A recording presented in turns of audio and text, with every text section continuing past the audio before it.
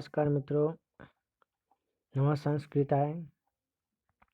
अक्तः प्रत्यांत अक्तः प्रत्यय के सीरीज में फिर से हम एक नए वीडियो लेके आए हैं।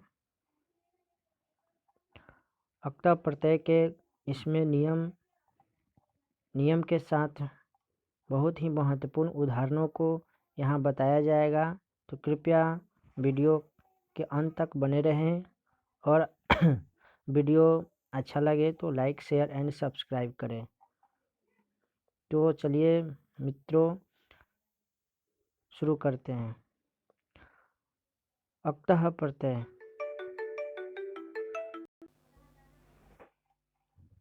तो अक्तः प्रत्यय के नियम है, यह अक्तवतु निष्ठा। एक प्रश्न इससे भी बन जाता है कि निष्ठा संज्ञा किससे होती है। तो अक्तवतु निष्ठा संज्ञा विधायक सूत्र है। भूतकाल के अर्थ में अक्तः प्रत्यय और अक्तवतु का प्रयोग होता है। अक्त और अक्तवतु प्रत्यय एक कृत प्रत्यय है। दोनों में क्रमशः अक्तः का त और अक्तवतु का त शेष रहता है। त प्रत्यय अर्थात अक्तः प्रत्यय कर्मवाच्य और भाववाच्य में प्रयोग होता है।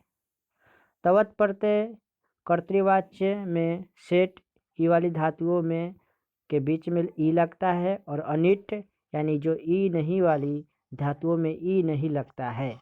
धातु के गुण या वृद्धि नहीं होती है, संप्रसारण होता है। शेष यानी अक्तः का त शेष बचता है और अक्तवतु का तवत शेष बचता है। त प्रत्यय कर्मवाच्य और भाववाच्य में और कर्तृवाच्य में भी प्रयोग होता है। तवत प्रत्यय कर्तृवाच्य में ही प्रयोग होता है। उदाहरण देखते हैं कि कर्तृवाच्य और भाववाच्य और कर्मवाच्य में अक्तः प्रत्यय का प्रयोग कैसा होता है। पहला उदाहरण है कर्मवाच्य में माया पुस्तकम पठितम। यहाँ पठितम में अक्तः प्रत्यय है और यह नपुंसक लिंग में प्रयोग आया है, क्योंकि पुस्तकम नपुंसक लिंग है यहाँ दिया गया है। तो यहाँ कर्मवाच्य में क्या होता है, कर्म के अनुसार क्रिया होता है। कर्म के अनुसार क्रिया होता है। तो पुस्तकम जिस लिंग में है और जिस वचन में है उसी के अनुसार क्रिया भी उस लिंग और वचन में होता है। जैसे पुस्तकम एक वचन और नपुंसक लिंग में है, इसलिए क्रिया भी पठितम एक वचन और नपुंसक लिंग में आया। तो माया पुस्तकम पठितम। दूसरा उदाहरण है माया पुस्तकानि पठितानि। यहाँ पुस्तकानि के अनुसार पठितानि आया और बहुवचन नपुंसक लिंग में है, इसलिए क्रिया भी बहुवचन नपुंसक लिंग में आया। तीसरा उदाहरण है माया बाला दृष्टा। मेरे द्वारा बाला देखी गई। तो बाला स्त्रीलिंग और एक वचन में है, इसलिए दृष्टा भी एक वचन और स्त्रीलिंग में है। भाववाच्य में देखते हैं, भाववाच्य में क्या होता है, कर्म नहीं रहता है। तो भाववाच्य में है तेना हसीतम। तेना उसके द्वारा हंसा गया। दूसरा उदाहरण है तेना रुदितम, उसके द्वारा रुलाया गया, रोया गया। तो यहाँ कर्म नहीं है। आगे देखते हैं मित्रों कर्तृवाच्य। हम बोले कर्तृवाच्य में भी अक्तः का प्रयोग होता है, अक्तः प्रत्यांत शब्द का, क्रिया का। तो इसका पहला उदाहरण है कर्मवाच्य का, कर्तृवाच्य का, सह गृहम गतः, वह घर गया। अथवा सह अथवा रामः वनम गता। सीता वनम गता, सॉरी राम बोल दिए हैं। तो रामः वनम गतः सीता वनम गता, क्रिया के अनुसार यहाँ चेंज होता है। स यहाँ पुल्लिंग है तो क्रिया भी पुल्लिंग हुआ, क्योंकि कर्तृवाच्य में कर्ता के अनुसार क्रिया का वचन और पुरुष होता है। तो यहाँ कर्ता प्रथम पुरुष का एक वचन में है, इसलिए गता भी प्रथम पुरुष लट लकार नहीं, सॉरी, भूतकाल में इसका अर्थ आता है। तो यहाँ कर्ता जो है प्रथम पुरुष एक वचन में है, इसलिए क्रिया भी प्रथम पुरुष एक वचन में आएगा। सह के अनुसार गतः आया, सह गृहम गतः। दूसरा है सह ग्रामम प्राप्त, वह गांव पहुंचा। सह भूतः, वह हुआ। हरि रामम अश्लिष्ट, तो कर्तृवाच्य में भी इसका प्रयोग होता है। दूसरा देखते हैं, गत्यर्थक अकर्मक जाना चलना अर्थ की धातुएं अकर्मक धातुओं तथा श्लीष सी अस्था आस वश जन रूह ज्री यानी वृद्ध होने के अर्थ में धातुओं से अक्तः प्रत्यय कर्तृवाच्य में भी होता है। यह कुछ धातुएं हैं जो अक्तः प्रत्यय होकर यह प्रयोग होता है कर्तृवाच्य में भी, लेकिन कर्मवाच्य और भाववाच्य में नहीं होता है। तो कौन कौन से इसका उदाहरण देख लेते हैं। जैसे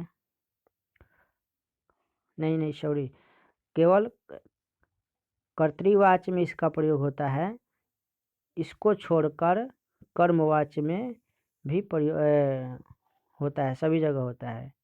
केवल इन्हीं धातुओं का प्रयोग अन्य जगह भी होता है। जैसे उदाहरण दिया है, इन धातुओं से होकर अक्तः प्रत्यय होकर कर्तृवाच्य कर्मवाच्य में भी प्रयोग होता है, यानी सभी में प्रयोग होता है। जैसे तेना गतम तेना भूतम। आगे चलते हैं, बहुत ही महत्वपूर्ण और बहुत जो परीक्षाओं में अधिक से बहुत ही बार पूछा जाता है, वैसे उदाहरणों को संग्रह किया गया है, आपकी परीक्षाओं में बहुत ही उपयोगी होगी।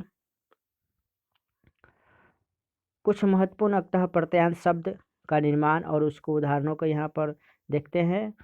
इसमें कुछ नियम है। क्या होता है, जब अक्तः प्रत्यय जुड़ता है तो धातु का गुण या वृद्धि नहीं होता है। सेट में जो सेट धातुएं होते हैं उसमें ई लगता है, और जो अनिट धातुएं होती है उसमें ई नहीं लगता है, संधि कार्य होगा। जैसे देखते हैं, क्री में जब अक्तः जुड़ता है तो कृतः बनता है, और जब इसमें स्त्रीलिंग कृता बनता है, कृता कैसे बनता है, तो कृत में टाप प्रत्यय लगाकर यह कृता बन जाता है। टाप प्रत्यय का आशेष बचता है तो कृता बन जाता है। जैसे देखते हैं, टाप का क्या शेष बचता है, पहले है सॉरी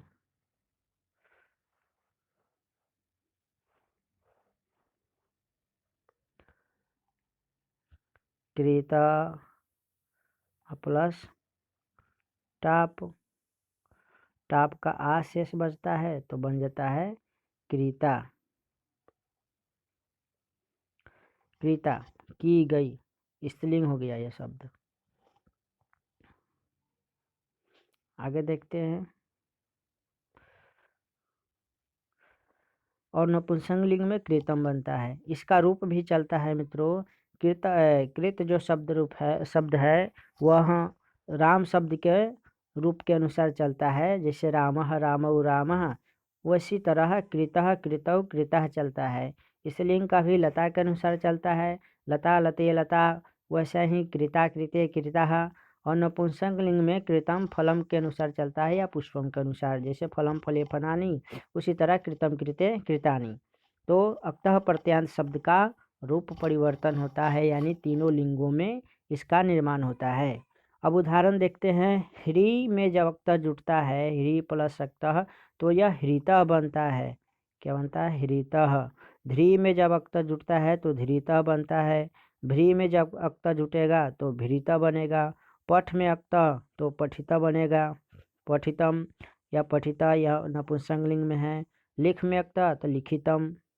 और दूसरा एक आगे महत्वपूर्ण है सबसे, रदाभ्याम निष्ठातो नो, यह एक सूत्र है। कहता है यह सूत्र, रकार या दकार के बाद त यानी अक्तः प्रत्यय के जो तह शेष बचता है को न हो जाता है। तह बराबर क्या हो जाता है, न हो जाता है।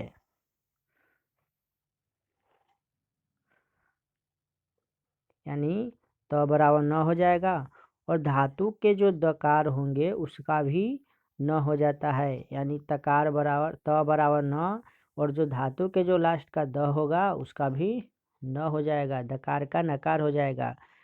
संक्षेप में इसको हम देखते हैं। कह रहा है रकार प्लस त, यानी रकार वाले धातु लास्ट में है तो बना आधा र और न पूरा न। दकार और त है तो बना न आधा न और पूरा न।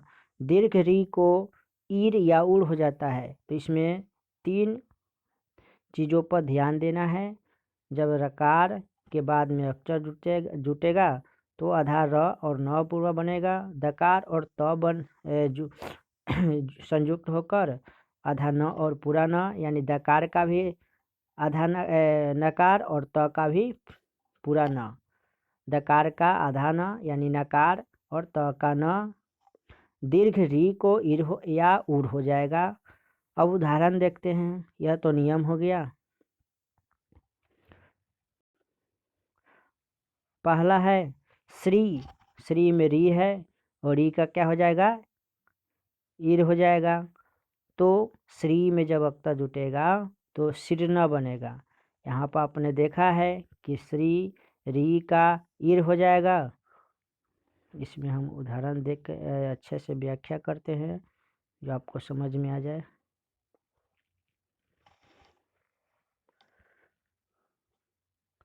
श्री, श्री वो लिख नहीं,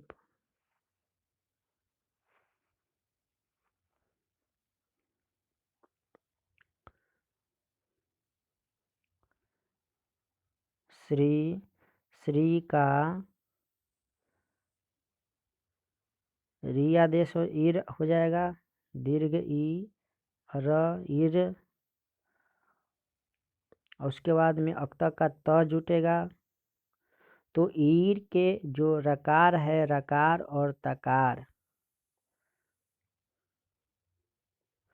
ये दोनों मिलकर क्या बनेगा, यहाँ पर दिया हुआ है आधा न आधा र रकार और नकार। तो क्या बन जाएगा, सकार में ई दीर्घ जुटेगा तो सी बन जाएगा। सकार में जब ई जुटेगा तो दीर्घ सी बन जाएगा तो सी हो गया। और जब इधर रकार और त का, रकार का और त रा ऊपर रेफ हो जाएगा, तकार का न हो जाएगा तो न सिरना बन जाएगा। आ गया होगा समझ में मित्रों। तो इसी प्रकार त्री का री, तकार त्री में जो री है उसका ईर हो गया, ईर। उसके बाद में तकार का नकार हो गया तो तीर्णा बना।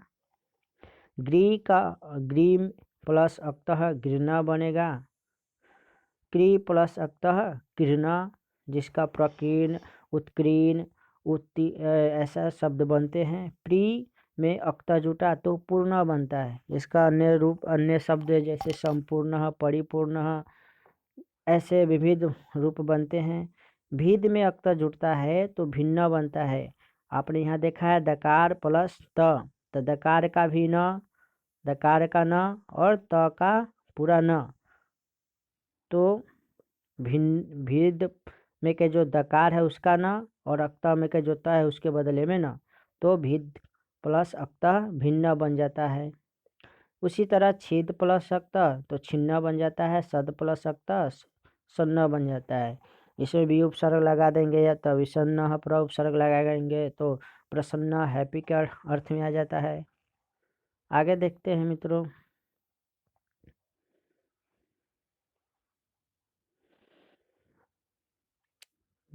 दतिष्यति, दतिष्यति यह सूत्र कहता है दो अर्थात दा, सो अर्थात सा, मा, आस्था, इनके आ को ई होगा।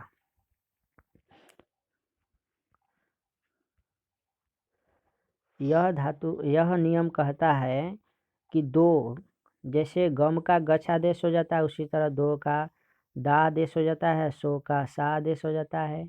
तो दा, दा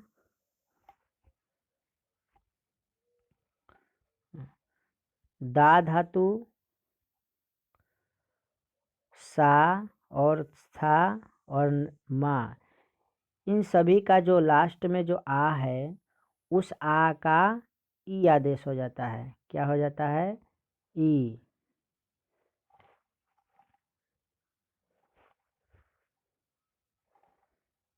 ई आदेश हो जाता है। आ बराबर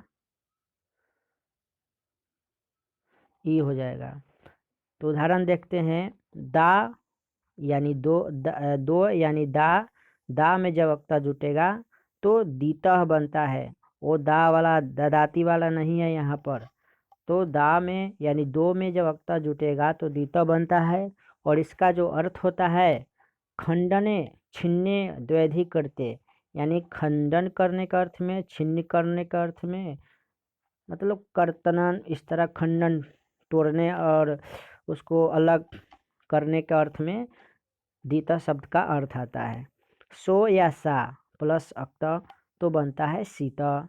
इसका अगर उपसर्ग और कुछ लगा कर बनाएंगे तो हसीता एक रूप बनता है, अवसीतम बनता है, प्रसीतम बनता है।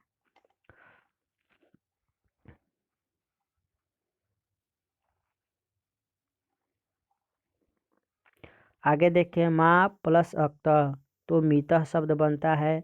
इसमें परि उपसर्ग लगा देंगे तो परिमितः बनता है, जो परिमाण के अर्थ में प्रयोग किया जाता है। परिमिति, आप लोग क्षेत्रमिति इस तरह के गणित में पढ़े होंगे।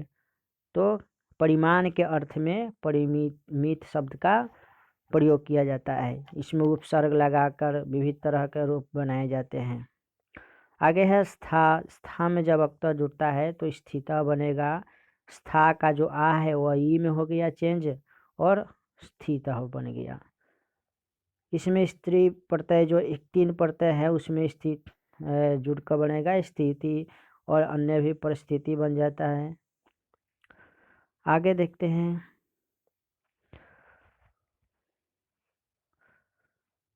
गा पा, दूसरा है बहुत ही इम्पोर्टेंट। गा धातु, पा धातु, हा के आ को ई होगा दीर्घ, उधर ह्रस्व ई था, अब यहाँ पर दीर्घ ई हो जाएगा। क्या कह रहा है? गा धातु, गा, पा, हा, इन तीनों धातुओं के जो आ है लास्ट में उसका क्या हो जाएगा? दीर्घ ई हो जाएगा। आ बराबर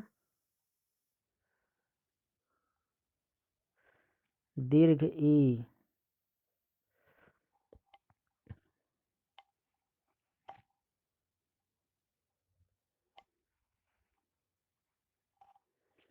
तो गा प्लस अक्तः बनता है गीतः। गीत यानी सॉन्ग, इस अर्थ में। पाह प्लस अक्तः, पाह का पीवादेश हो जाता है, बनता है पीवती, पीने के अर्थ में। तो पा प्लस अक्तः क्या बना? पीतः। हा प्लस अक्तः हीन बना, क्योंकि अक्तः का जो त है वह त न में चेंज हो गया और हा का जो आ है वह ई में चेंज हो गया, परिवर्तन हो गया। तो ह प्लस ह ई और न हीन बन गया। इसमें भी उपसर्ग लगाएंगे तो विहीना यानी वंचित का अर्थ में प्रयोग किया जाता है। आगे देखते हैं। बहुत ही इम्पोर्टेंट, वेरी वेरी इम्पोर्टेंट लेकर आए हैं आपको लिए, आप सभी के लिए। अनुदात्तो उपदेश, यह एक सूत्र है। यह कहता है यम, रम, नम, गम, हन, मन, वन और तनादि गण धातुओं के मकार और नकार का लोप होता है और धातुओं की उपधा के नकार का भी प्रायः लोप होता है। क्या कह रहा है?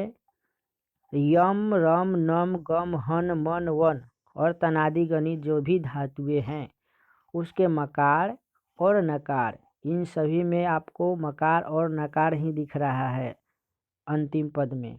अंतिम यम में मकार, रम में मकार, नम में मकार, गम में मकार और हन, मन, वन में, तो हन और हन, मन, वन इत्यादि में नकार हो रहा है, नकार का है, नकार अंतिम पद में है। तो मकार और नकार का लोप हो जाता है। और उपधा में जो भी नकार भी है प्राय लोप होता है, सब जगह नहीं होता है। तो उदाहरण देखते हैं इसका। गम में अक्त जुटा तो गतः बना, इसमें म लुप्त हो गया यानी खत्म हो गया, और अक्तः का त जुटकर यानी संधि होकर गतः बना। यम में अक्तः जुटेगा तो यतः बनता है, सम उपसर्ग लगाएंगे तो संयतः बनता है। रम प्लस अक्तः रतः, नम प्लस अक्तः नतः, प्रणतः प्र उपसर्ग लगाएंगे तो हन प्लस अक्तः हतः बनता है। आपको याद रखना चाहिए यह धातः नहीं बनता है, क्योंकि जब नीच प्रत्यय पढ़ाए थे तो उसमें हन का घात यति बन गया था, तो हन का घात नहीं, एक ऑप्शन बना देगा आपको, 4 ऑप्शन करके से एक हता बना दिया, एगो हंती बना दिया, और एक घाता बना दिया, एगो हाता बना दिया। इस तरह के 4 ऑप्शन बना दिया जाएगा और आप कंफ्यूज हो जाएंगे। इसलिए आप यहाँ पर ध्यान दीजिएगा, हन में अक्ता जुटता है तो हता बनता है, न कि हन्ना बनता है, न कि घाता बनता है। मन में अक्ता जुटता है तो मतः बनता है, तन में अक्तः तो ततः बनता है, मतः में अगर समुपसर्ग लगाएंगे तो सम्मतः बनता है। मत शब्द का अर्थ होता है, और एक अर्थ और इस तरह के ले सकते हैं, जैसे चुनाव के समय में आप लोग सुनते होंगे मत, वोट के अर्थ में। तो मन यानी जो मन से, मत यानी जो मन से दिया जाए। आगे देखते हैं। जन सन खन धातुओं के जो नकार को आ होगा, यानी यह कह रहा है जन सन खन, इन तीनों धातुओं के जो नकार है उसका आ हो जाता है आदेश, यानी न बराबर।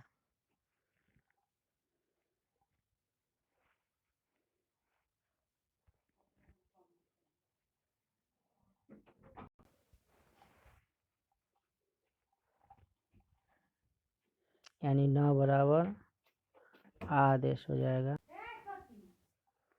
तो उदाहरण देखते हैं। जन प्लस अक्तः तो जातः बनेगा, बहुत ही इम्पोर्टेंट सभी है। एक भी उदाहरण अनुपयोगी नहीं दिया गया है। तो जन प्लस अक्तः जातः बना, सन प्लस अक्तः सातः बना, खन प्लस अक्तः खाता बना। और भी बहुत ही इम्पोर्टेंट देखते हैं, कुछ ऐड किए हैं यहाँ पे। बंध प्लस अक्तः बद्धा बना, ध्वंस प्लस अक्तः ध्वस्ता बना, सरंस प्लस अक्तः सरस्ता बना, दंश प्लस अक्तः दष्टा बना। और भी बहुत ही इम्पोर्टेंट नीचे देखिए। वचि स्वपि ग्राही ज्या, यह एक सूत्र है। यह कहता है वच आदि को संप्रसारण होता है।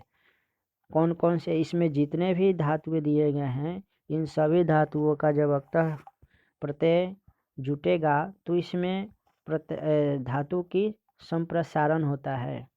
देखते हैं कौन कौन से धातुएं हैं। ब्रू या वच, इन धातुओं के जब अक्तः जुटता है तो वह का इसमें देखिए वह जो होगा वह का चेंज हो जाएगा ऊ में, यह जो होगा वह चेंज हो जाएगा ई में। संप्रसारण में यही होता है। उदाहरण देखते हैं। ब्रू या वच, अक्ता जुटेगा तो उक्ता बन जाएगा, स्वप में अक्ता जुटेगा तो सुप्ता बन जाएगा। स्व स जो है स्व सुप्ता कैसे हो गया है, यहाँ पर देखिए आधा स,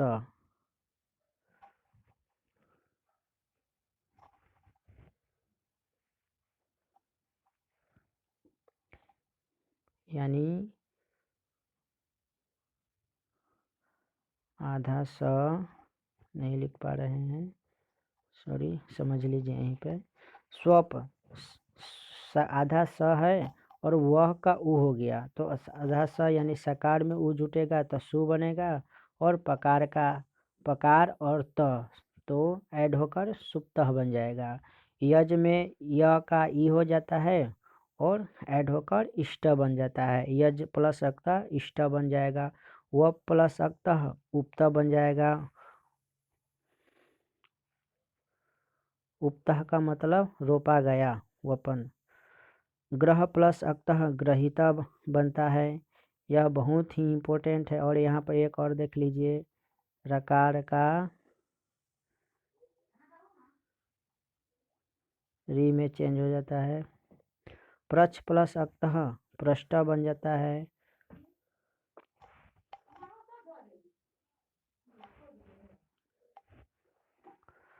प्रच प्लस अक्तः पृष्ठ बन जाता है।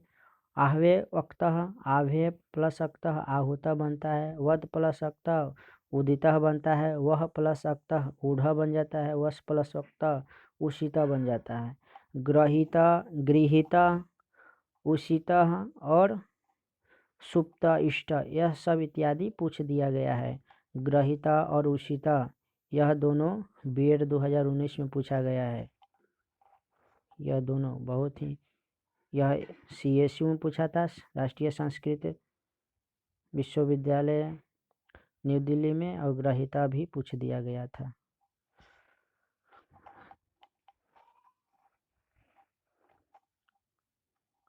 और आगे देखते हैं,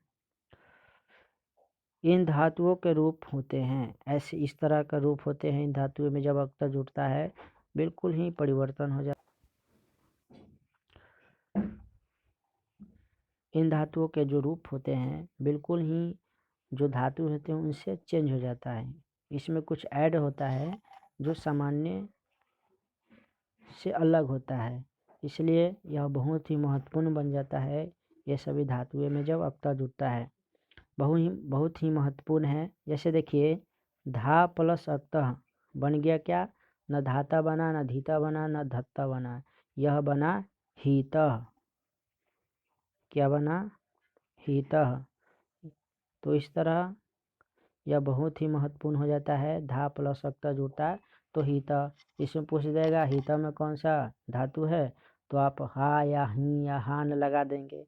ऐसा कोई धातु भी नहीं होता है, हा या हु होता है, प्लस हीन ह्यून ऐसा कुछ होता नहीं है। तो धा धातु में जब अक्तः जुड़ता है तो हीता बनता है। इसमें उपसर्ग लगेगा बी तो विहिता बनेगा, आप नी लगाएं तो निहिता बनेगा, समाहिता, इस तरह के आप लोग सुने होंगे शब्द। दा में जब अक्ता जुड़ता है तो दत्ता बनता है।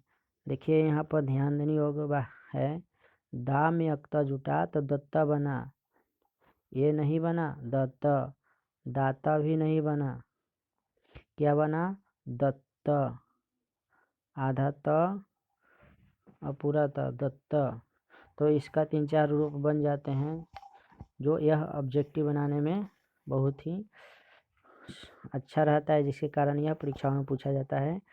तो उसी को पूछा जाता है जिसका 2-3 कम से कम 3 या 2 रूप बन जाए। तो ऐसे प्रत्ययों को, ऐसे शब्दों को ध्यान में रखना है जो प्रत्यय से जुड़ते हैं। वह अस में अक्तः जुड़ता है तो भूता बनता है। अस में जब अक्तः जुटेगा तो भूतः बनता है, और भू में जब अक्तः जुड़ता है तो भी भूता ही बनता है। इसलिए अभी महत्वपूर्ण हो जाता है कि भू प्लस अक्तः भूता और अस प्लस अक्तः भूता। इसमें पूछ दिया जाएगा अस प्लस अक्तः क्या होगा रूप, भूता। तो आप सोचेंगे ये तो भू धातु से बना है, अस धातु से कुछ और होगा, अस्त होगा या हित, अस्थि लगा देंगे, एगो ऑप्शन लगा बना दिया जाएगा अस्थि, तो आप अस्थि कर दें शायद। आगे देखिए, शुष्क प्लस अक्तः तो बनता है शुष्क, ड्राई के अर्थ में, सूखने के अर्थ में, शुष्क सूखा हुआ। पच प्लस अक्तः जो पक्वा बनता है, यह बहुत ही महत्वपूर्ण है। शुष्क पक्वा यह बहुत ही इम्पोर्टेंट है। यह 2000 सीटेट के 2021 में जो पेपर हुआ है उसमें पूछ दिया गया है, और बीएड में भी 2018 में पूछ दिया गया था। सह प्लस अक्तः तो सोढ़ा बनता है। अद यानी खाना के अर्थ में, अद प्लस अक्तः तो जगधा बन जाता है। छई प्लस अक्तः छामा बनता है। आ रभ प्लस अक्तः आरब्धा बन जाता है, बहुत ही इम्पोर्टेंट। सिंह प्लस अक्तः तो सहिता बनता है, यहाँ पर बहुत ही वेरी वेरी इम्पोर्टेंट है यह, सिंह प्लस अक्तः सहिता बनता है। इसमें एक ऑप्शन बना देगा सहिता, एक सीता, एक साइता, एक सेता, बहुत ही इसका ऑब्जेक्टिव बना दिया जाएगा, इसलिए इसको ध्यान देना है।